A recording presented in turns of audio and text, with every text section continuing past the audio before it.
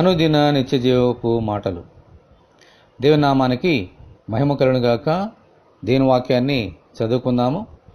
యెహోవా, నా కొరకు పొంచి ఉన్న వారిని బట్టి నీ నిత్యానుసారముగా నన్ను నడిపింపుము, నీ మార్గమును నాకు స్పష్టముగా కనపరచుము. కీర్తనల గ్రంథము 5వ అధ్యాయము 8వ వచనం.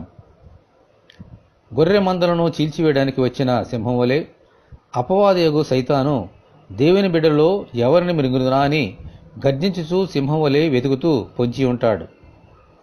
ఆయన గొర్రెలమైన మనలను వెతుకుతూ వచ్చి మన ప్రభు తన నీతిని బట్టి మనల్ని రక్షించి అపవాది బారి నుండి తప్పించి మన కోసము తన ప్రాణమును పెట్టి మనను నీతిమంతులుగా చేసి జీవింపజేశారు.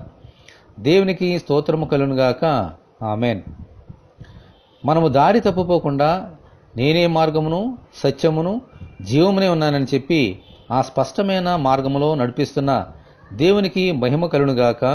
ఆమెన్. అటువంటి సత్యమైన మార్గంలో నడిచినట్లు కృప అనుగ్రహించమని దేవుని మనమందరము ప్రార్థన చేసుకుందాము. ప్రభువా, మా కొరకు మీ ప్రాణమును పెట్టినందుకు వందనములు.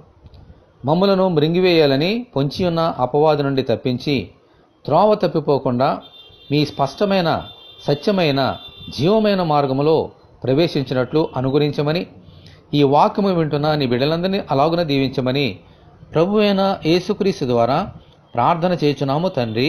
ఆమెన్. ప్రభువైన యేసుక్రీస్తు కృప మనకందరికీ తోడే ఉండి నడిపించునుగాక. ఆమెన్. పరిశుద్ధ దేవుని మందిరం.